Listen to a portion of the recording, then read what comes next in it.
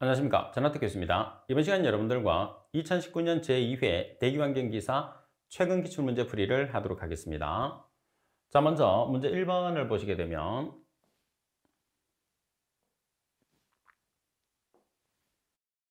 어떤 공장이 현재 유효굴뚝 높이가 50m이다. 유효굴뚝 높이를 높여 최대 지표 농도를 4분의 1로 감소시키고자 한다. 다른 조건이 같다고 했을 때 유효굴뚝 높이를 얼마로 하면 되는지 계산하시오 돼 있어요.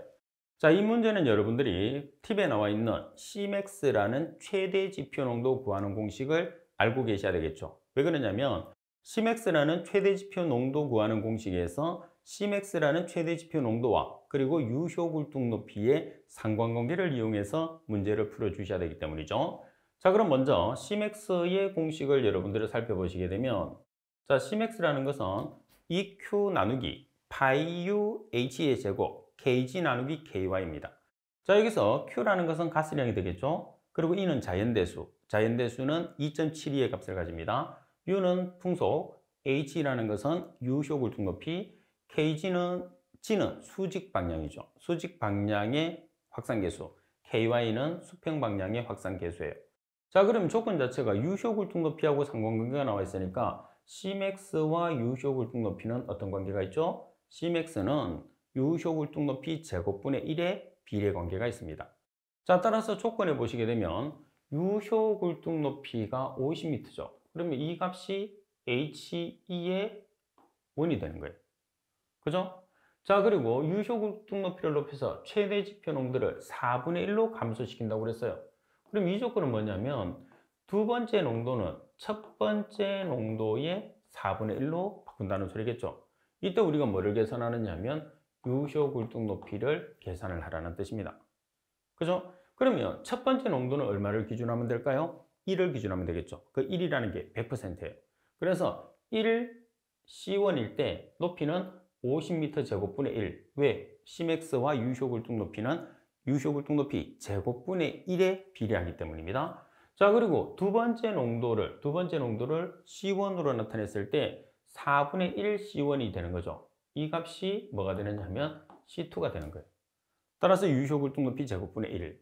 그래서 유효굴뚝 높이 제곱으로 정리를 하시게 되면 이렇게 정리할 수 있어요. 따라서 100m라는 값이 나오게 되는 거죠.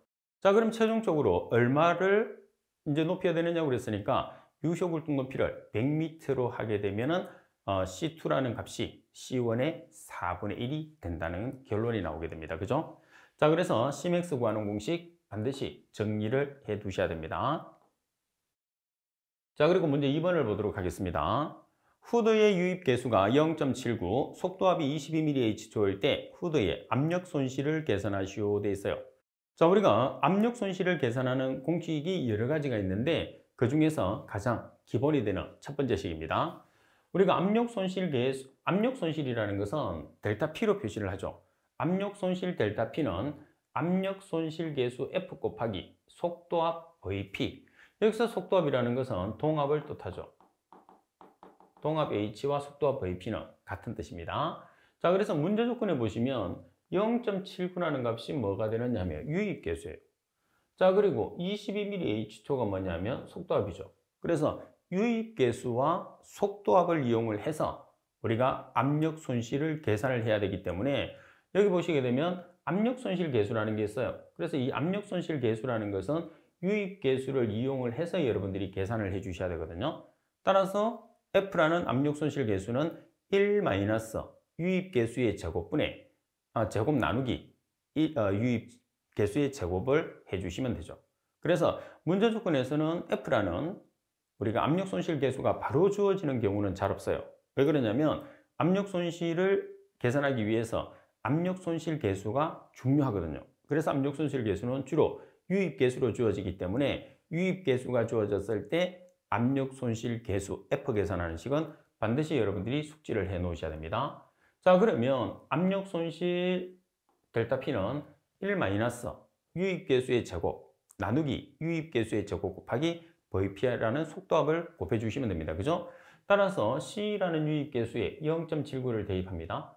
그리고 VP 자리에 22mH초를 대입해서 계산을 하시게 되면 13.25mH초로 계산을 해주시면 되겠죠. 그리고 소수점 처리는 여러분들 수험자 유의사항을 기준으로 하시면 되는데 특별한 단서가 주어지지 않으면 소수점 셋째 자리에서 반올림을 하시면 됩니다. 자, 그리고 문제 3번을 보도록 하겠습니다. 자, 문제 3번에 보시면 고용량 공기 시료 채취기로 비산먼지를 포집하고자 한다. 다음과 같은 측정 결과가 나왔을 때 비산먼지의 농도를 mg/m의 삼성으로 계산하시오 되어 있어요. 자, 단서에 보시면 포집 시간이 24시간, 포집 개시 직후의 유량이 1.8m의 삼성 per minute, 포집 개시 직전의 유량이 1.2m의 삼성 per minute, 포집 후의 여과지의 무게가 3.828g, 포집 전의 여과지의 무게가 3.419g이라고 되어 있어요. 자, 그러면 농도의 비산먼지의 농도에 보시면 mg과 m의 삼성이 있잖아요.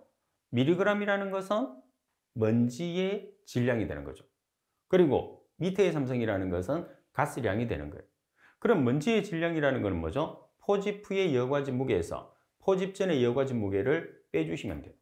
그러면 가스량이라는 것은 우리가 직전의 유량과 직후의 유량과 포집 시간이 나와 있을 때 가스량은 흡입 공기량이거든요. 자, 그래서 흡입 공기량은 어떻게 계산하느냐 하면 직전의 유량과 직후의 유량을 더해서 2로 나눠줘요. 그럼 이 값이 뭐가 되는 거죠? 평균 유량이 되는 거죠. 그리고 T가 뭐냐 하면 포집 시간이에요. 그래서 여러분들이 기억했을 때는 흡입 공기량이라는 것은 평균 유량 곱하기 포집 시간을 해주시면 돼요. 자, 그리고 평균 유량과 포집 시간의 단위가 일치를 해야 된다는 것을 꼭 기억할 수 있도록 하십시오. 자, 그러면 두 개의 유량을 더합니다. 1.8 플러스 1.2 나누기 2를 해요. 자, 그리고 포집 시간이 24시간이죠. 그래서 유량과 시간의 단위가 서로 달라요. 그래서 유량은 분당, 시간은 시간당, 포집 시간은, 그래서 시간을 분으로 환산하기 위해서 60을 곱해주는 거죠. 자, 그러면 흡입 공기량이 얼마가 됐어요? 2160m의 삼성이 나왔어요. 그럼 최종적으로 비산먼지의 농도에서 mg이라는 것은 포집 후의 무게에서 포집 전의 무게를 빼준다고 그랬죠. 그래서 3.828에서 3.419를 빼줘요. 그런 다음에 mg의 단위가 나와야 되니까 g을 mg로 환산하기 위해서 10의 삼성을 곱해주는 거죠. 자, 그런 다음에 흡입 공기량 2160m의 삼성을 나눠주시면 최종적으로 계산하고자 하는 값은 0.19mg per m의 삼성이 나오는 거죠. 따라서 계산을 소점 셋째 자리에서 반올림을 해서 계산을 해주시면 돼요. 자, 이 문제에서는 고용량 공기 시료 채취기라는 장치가 나와 있기 때문에 흡입 공기량을 계산하는 문제가 실제로 보면 가장 키포인트다 이렇게 생각하고 문제를 접근을 하시면 됩니다. 자, 그리고 문제 4번을 보도록 하겠습니다. 문제 4번에 보면 황해 함유량이 5%인 중류를 10톤/h로 연소시키는 본래에서 배기가스를 NaOH 수용액으로 처리한 후에 황성분은 Na2SO3, 여기서 Na2SO3는 아황산 나트륨입니다. 회수하는 경우에 필요한 NaOH의 주입량을 계산하시오. 여기서 NaOH라는 것은 수산화나트륨 또는 수산화소듐이라고 이야기를 해요. S는 전량, SO2로 산화한다고 그랬습니다. 여러분들이 여기서 NaOH를 주입을 해서 S를 바로 처리를 할 수 없어요. 그래서 우리가 흡수제를 주입했을 때는 반드시 S라는 물질을 기체로 만들어야 돼요. 그럼 S를 연소를 시키면 되는 거죠. 따라서 첫 번째 단계가 S를 연소시켜서 SO2로 만들어내는 거예요. 그러면 이 SO2가 가스 상태가 되거든요. 가스 상태는 흡수제를 집어넣으면 흡수제에 잘 녹아요. 그래서 여기서 흡수제를 NaOH를 사용하라고 그랬으니까 NaOH를 넣습니다. 그럼 NaOH를 넣어서 처리를 하니까 어떤 물질이 형성이 된다고 그랬죠? Na2SO3로 회수한다고 그랬어요. 그러면 Na2SO3니까 Na가 두 개가 돼야 되잖아요. 그래서 여기서 개수가 2가 되는 거죠. 자, 그리고 물이 빠져나오는 단계. 그래서 건식법을 제외한 나머지는 건식법은 거의 없어요. 그래서 섭식법이기 때문에 최종 단계에서는 부산물과 물로 회수된다 이렇게 생각하시면 됩니다. 자, B를 넣을 때는 어떻게 B를 넣으면 되죠? 자, B를 넣을 때는 지금 우리가 계산하고자 하는 값이 뭐예요? NaOH의 주입량을 톤/h로 계산하라고 그래요. 질량으로 계산하라고 그러죠. 자, 그리고 어떤 조건이 주어져 있어요? 황이 주어져 있어요. 그래서 S와 NaOH를 B를 넣는 거예요. 자, 그리고 지금 중류는 액체 연료니까 S가 중류 연료가 되는 거죠. 그래서 질량으로 킬로그램으로 사용하시면 되고, 그리고 NaOH를 지금 톤으로 계산했으니까 마찬가지 질량 킬로그램으로 계산하시면 돼요. 그래서 여기서 킬로그램으로 계산한다는 것은 분자량을 이용한다는 뜻이거든요. 그래서 S는 분자량과 원자량이 같으니까 32kg일 때 NaOH의 분자량을 계산해 보면 Na가 얼마죠? 원자량이 23. 그리고 O는 16, H는 1. 그래서 40kg이 나오는 거죠. 계수가 2가 있으니까 2 곱하기 40kg이 되는 거죠. 자, 그리고 중류 연료가 지금 10톤/h입니다. 자, 10톤/h인데 이 중에 황분이 몇 퍼센트? 5%.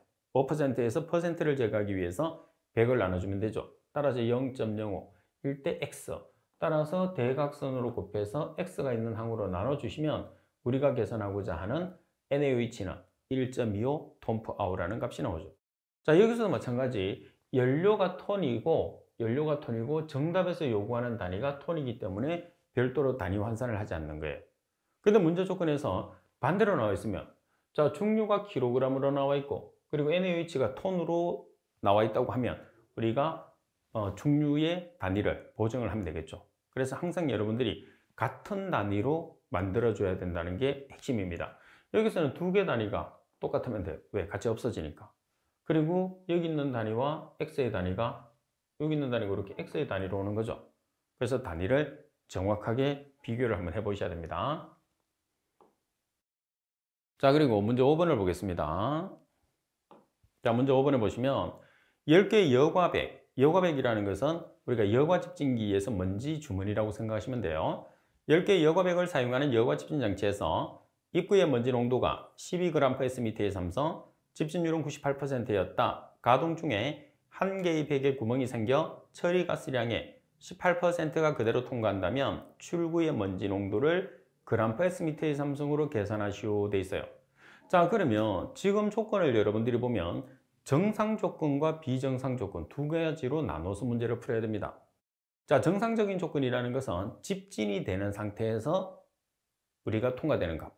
반면에 비정상 상태는 집진과 관계없이 그대로 통과되는 값. 두 가지가 있거든요. 자, 그러면 출구의 먼지 농도라는 게 통과되는 먼지 농도가 되는 거예요. 그죠? 그래서 정상시 통과되는 먼지 농도, 비정상시 통과되는 먼지 농도를 더하는 거예요. 그럼 먼저 정상시를 보겠습니다. 우리가 지금 처리해야 되는 입구의 먼지 농도가 12g/s의 삼성이에요. 그럼 12g/s의 삼성 중에서 우리가 집진장치를 통해서 처리되는 게 몇 퍼센트죠? 98%가 처리돼요.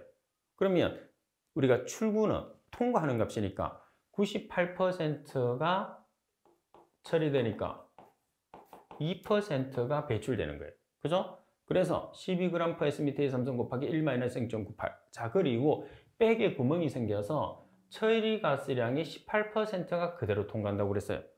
그럼 18%가 통과되고 나머지는 집진기에서 집진이 되면서 통과되겠죠. 그래서 1-0.18을 반드시 보정을 해 주셔야 됩니다. 반면에 비정상적으로 통과되는 것은 집진하고 관계없이 그대로 통과되는 거예요. 그래서 입구의 먼지 농도가 12g/s의 삼성인데 18%가 그대로 통과된다고 그랬거든요. 그래서 0.18을 곱하는 거죠. 따라서 정상시 통과되는 먼지 농도는 집진이 되는 상태에서 통과되는 농도, 그리고 비정상시 통과되는 먼지 농도는 집진과 관계없이 통과되는 농도. 그래서 여러분들이 여기서 잘 보시면 집진율이 들어가느냐 안 들어가느냐 그 차이점이에요.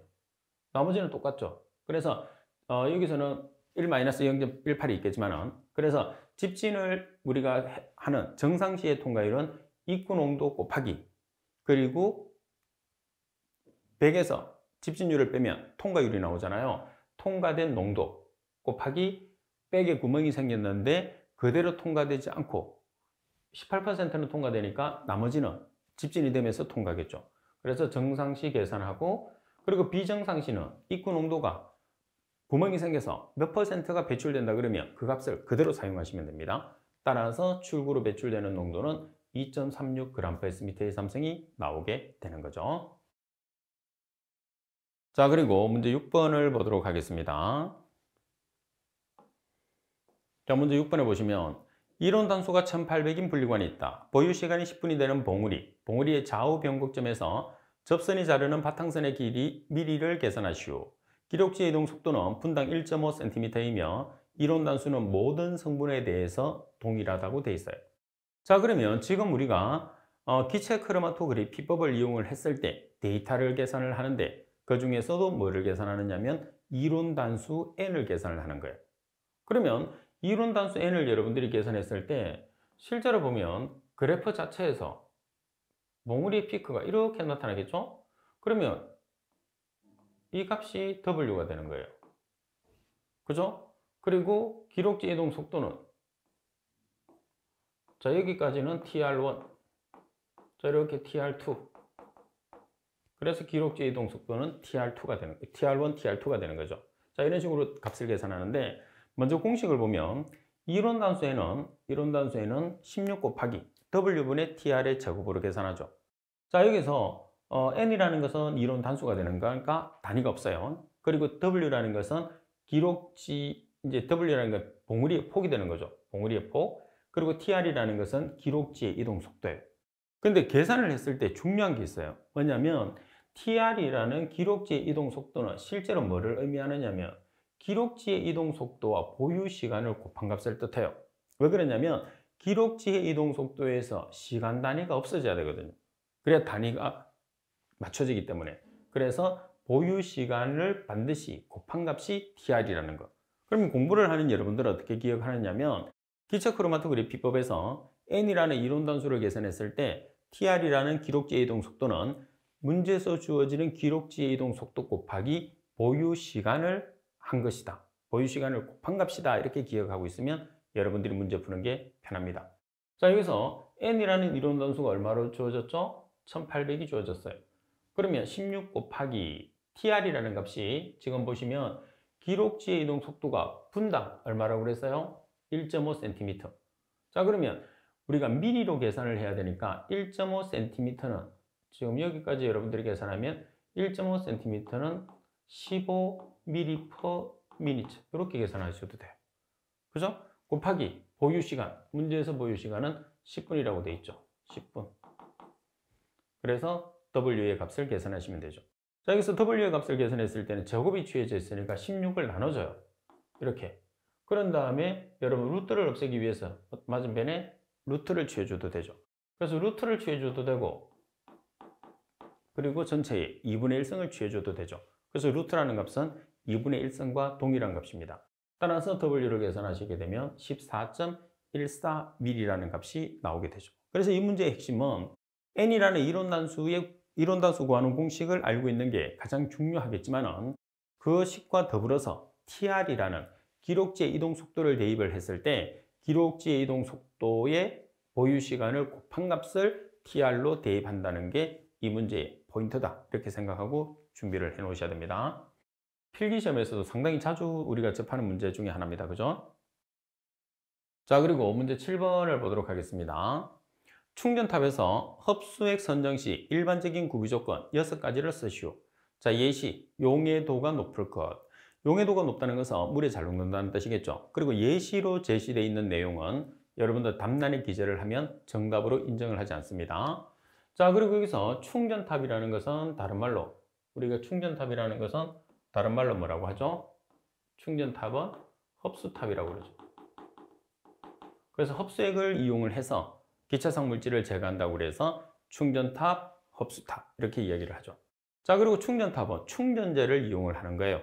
그리고 충전탑이라는 것은 우리가 습식이기 때문에 가스성 물질과 입자성 물질을 동시에 제거할 수 있는 세정 집진 장치의 가장 대표적인 장치라고 생각하시면 됩니다. 자, 흡수액의 구비 조건 중에서 보시면 가장 대표적인 게 용해도와 휘발성이거든요.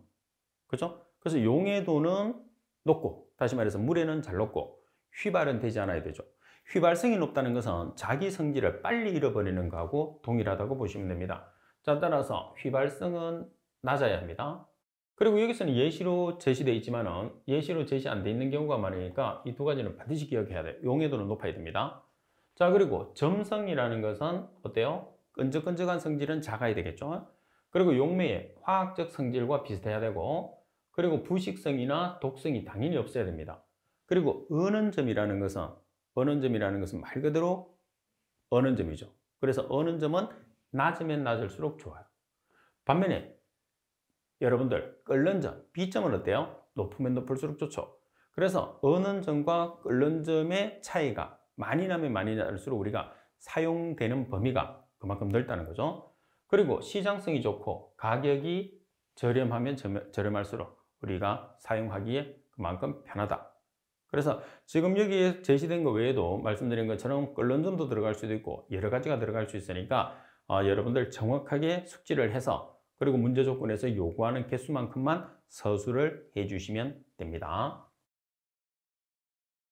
자, 그리고 문제 8번을 보도록 하겠습니다. 자, 문제 8번에 보시게 되면 배출가스 중에 황산화물을 처리하는 방법 중에서 건식법, 섭식법에 대해서 다음 물음에 답하시오. 건식법이라는 것은 물을 사용하지 않고 물이 배출되지도 않습니다. 반면에 섭식법은 물을 사용하고 물이 배출이 되는 거죠. 그래서 물이 배출되기 때문에 뭐 2개가 나오면 이수염, 4개가 나오면 사수염 이런 식으로 이야기를 해서 이름을 붙이게 되는 거죠. 자, 건식법의 종류 3가지를 쓰시오. 건식법의 장점 2가지를 쓰시오. 섭식법과 비교하여. 그리고 섭식법의 장점 2가지를 쓰시오. 건식법과 비교하여. 자, 그럼 먼저 건식법의 종류 3가지를 한번 보겠습니다. 건식법은 어떤 게 있느냐 하면 석회석주의법이 있어요. 반면에 우리가 섭식법에는 뭐가 있느냐 하면 비교를 하게 되면 석회세정법이 있죠. 석회세정법은 섭식법입니다. 석회석주의법 중에 건식 또는 건식석회석주의법 이렇게도 얘기하죠. 자, 그리고 활성탄 hợp착법, hợp착법은 건식입니다. 그리고 활성산화망간법이 있어요. 자, 그러면 건식법의 장점은 뭐냐면 물을 사용하지 않기 때문에 배출가스의 온도 변화가 거의 없어요. 그리고 장치를 그대로 이용할 수 있기 때문에 대용량 가스 처리가 가능하다는 것. 반면에 섭식법 같은 경우에서는 우리가 흡수액이라는 용매를 사용을 하잖아요. 그래서 대용량을 사용을 하게 되면 많은 양이 들어가기 때문에 폐수의 문제점이 발생할 수가 있어요. 그래서 건식법의 장점은 섭식법의 단점, 섭식법의 단점은 건식법의 장점으로 생각하시면 되겠죠. 자, 그럼 섭식법의 장점은 뭐냐면 제거 효율이 우리가 액을 이용해서 처리하기 때문에 제거 효율이 건식에 비해서 아주 높습니다. 따라서 반응 효율 또는 제거 효율이 높죠. 그리고 황산화물과 입자상 물질, 다시 말해서 가스상 물질과 입자상 물질을 어떻게 동시에 처리할 수 있다는 장점을 가지게 되죠. 그래서 건식법과 섭식법에 대해서 그럼 여기서 추가를 해야 되는 게 뭐냐면 건식법의 종류를 여러분들이 봤으니까 섭식법의 종류가 또 나올 수도 있잖아요. 그래서 건식법의 종류와 섭식법의 종류를 같이 여러분들이 비교를 해서 꼭 숙지를 하도록 하십시오. 자, 그리고 문제 9번을 보도록 하겠습니다. 자, 통풍력에 관계되는 문제가 되네요. 그죠? 9번에 보시게 되면 압입 통풍의 특징 중에서 장점을 5가지를 쓰시오 나와 있어요. 먼저 여러분들이 기억을 해야 되는 게 뭐냐면 우리가 통풍의 종류가 있습니다. 자, 통풍에 보통 보면 강제 통풍과 자연 통풍 2가지가 있거든요. 그래서 강제 통풍에는 자, 압입 통풍, 허입 통풍, 평형 통풍이 있어요. 자, 그리고 자연 통풍에서는 당연히 자연 통풍이 있습니다. 그래서 시험상에서 강제 통풍의 종류 3가지를 쓰시오 또는 통풍의 종류 4가지를 쓰시오 이렇게 문제가 나오면 강제 통풍 3가지를 쓰시오 하면 압입 통풍, 허입 통풍, 평형 통풍이라고 적어주시면 되고 그리고 강제 통풍 아니 그냥 통풍 방법 4가지를 쓰시오 그러면 강제와 자연 통풍을 합쳐 놓은 거죠. 압입, 허입, 평형, 자연 통풍 이렇게 답을 기재해 주시면 됩니다. 자, 여기서 압입 통풍이라는 것은 뭐냐면 연료를 연소를 합니다. 어디서 연소를 하죠? 당연히 연소실에서 연소를 해야 돼요. 그럼 연료를 연소를 하는 곳을 뭐라고 하냐면 버너라고 합니다. 그럼 이 버너에서 불꽃이 이렇게 발생을 하겠죠. 자, 이렇게. 자, 그런 다음에 오염 물질을 제거하는 방지 시설이 있어요. 방지 시설을 통과하고 그리고 굴뚝을 통해서 배출이 되겠죠. 배출은 이런 식으로 들어가죠. 그래서 우리가 아비통풍이라는 것은 송풍기를 어디에 설치를 하느냐면 버너에 설치를 해요. 버너에 설치해서 이렇게 밀어내는 방식이에요. 반면에 흡통풍이라는 것은 굴뚝에 설치합니다. 굴뚝에 설치해서 흡입하는 그런 형식이죠. 반면에 이 두 가지를 같이 사용하는 것을 우리가 평형통풍이라고 그래요. 그래서 평형통풍 같은 경우에서는 대용량 이제 연소 설비가 클 때 사용을 하는 거죠. 대용량 연소 설비에 적합한 게 평형통풍인 거죠. 자, 그리고 특징에 보시면 아비통풍하고 흡입통풍은 서로 반대입니다. 특징 자체가 설치되어 있는 곳이 반대이기 때문에. 자, 내용을 보겠습니다. 첫 번째 보시게 되면 아비통풍은 공기를 예열을 할 수 있어요. 왜 그러냐면 연소실에 있기 때문에. 우리가 아비통풍은 연소실에서 하기 때문에 연소실에 관계되어 있는 것은 다 할 수 있어요. 그래서 공기를 예열할 수 있고, 공기를 예열할 수 있다는 것은 연소용 공기의 온도를 높일 수 있다는 거죠. 자, 그리고 송풍기의 고장이 적은 편이에요. 그리고 점검이나 보수가 용이하죠. 왜? 버너 안에 들어가 있기 때문에. 그리고 내압이 정압으로, 정압이라는 것은 플러스 압력이라고 해서 대기압보다 큰 압력을 플러스 압력이라고 이야기를 합니다. 연소 효율이 상당히 좋은 편이에요. 자, 그리고 흡입통풍에 비해서 동력 소모가 적은 게 아비통풍이 특징이다, 이렇게 볼 수 있는 거죠. 자, 그럼 이 내용에 반대로 나타낼 수 있는 게 뭐가 되는 거죠? 흡입통풍이라고 보시면 돼요. 그럼 공기를 예열할 수 없겠죠? 자, 그 다음에 점검이나 보수가 어렵고, 그리고 내압이 부압으로 작용하죠. 압입이 정압이니까. 부압은 대기압보다 낮은 마이너스 압력을 이야기를 하죠. 그리고 동력 소모가 큰 편이다. 그래서 여러분들이 하나를 기억을 해서 반대로 작성을 해 주시면 됩니다. 자, 그리고 10번 문제를 보시게 되면, 자, 10번 문제를 보시면 분무탑의 장단점을 각각 3가지씩 쓰시오 되어 있어요. 자, 분무탑은 여러분들 어떤 장치와 비교를 많이 하느냐면 같은 우리가 액분산형 흡수장치, 다시 말해서 세정장치 중에서 충전탑하고 상당히 비교를 많이 하죠. 그죠? 그래서 분무탑과 충전탑을 비교할 수 있기 때문에 이론 내용에서 여러분들이 특징을 꼭 한 번씩 비교를 해보세요. 자, 우리가 분무탑이라는 것은 쉽게 생각해서, 자, 이런 장치가 있어요. 그럼 여기에 한 3단 정도의 물을 분사할 수 있는 시설, 이건 전부 다 노즐입니다. 물을 분사할 수 있는 시설을 만드는 거예요. 그래서 이렇게 액이 들어가서 쭉 액이 들어가서 이런 식으로 내려가겠죠. 뭐 위에서 넣어줘도 옆으로 이렇게 액을 넣어주면 되겠네, 그죠? 자, 이렇게 해서 우리가 가스를 제거하는 장치예요. 여기 보면 액의 출구가 있겠죠. 그 다음에 가스 출구. 자, 이렇게 문제는 뭐냐면, 분무탑의 문제는 우리가 압력 손실이 작기는 한데 액이 한쪽으로 치우칠 수가 있어요. 한쪽으로 치우는 걸 우리가 편유 현상이라고 그러죠. 편유 또는 편도 현상이라고 그러는데, 편유 현상이 발생을 할 수 있고 처리 효율이 충전탑에 비해서 떨어지는 문제점을 가져요. 자, 충전탑이라는 것은 그러면 어떤 특징을 가지느냐 하면 똑같은 원통이에요. 똑같은 원통인데, 자, 여기서 예를 들어서 가스 입구가 있어요. 그럼 중간에 뭐를 설치하죠? 충전재를 집어넣어요. 충전재를 집어넣고 여기에 액을 분사해서 가스 출구, 이렇게 돼 있단 말이에요. 그러니까 가스가 머물 수 있는 장소가 있죠. 충전재를 우리가 밀도가 높게 충전을 하면 할수록 가스가 빨리 못 빠져나갈 거 아니에요. 그래서 가스를 고정을 시켜놓고 액을 뿌리기 때문에 아무래도 우리가 충전탑이 분무탑에 비해서는 처리 효율이 높을 수밖에 없는 거죠. 근데 이제 단점도 있어요. 자, 그래서 특징을 한번 살펴보겠습니다. 자, 첫 번째 보면 장점에 구조가 간단합니다. 그림에서 보시다시피 구조가 상당히 간단해요. 자, 구조가 간단하고, 그리고 압력 손실이 아주 작아요. 거의 뭐 세정이 압력 손실이 상당히 큰 편인데, 세정에서는 거의 나타날 수 없는 압력 손실이에요. 2에서 20mH죠. 그리고 설비비나 유지비가 적게 들어요.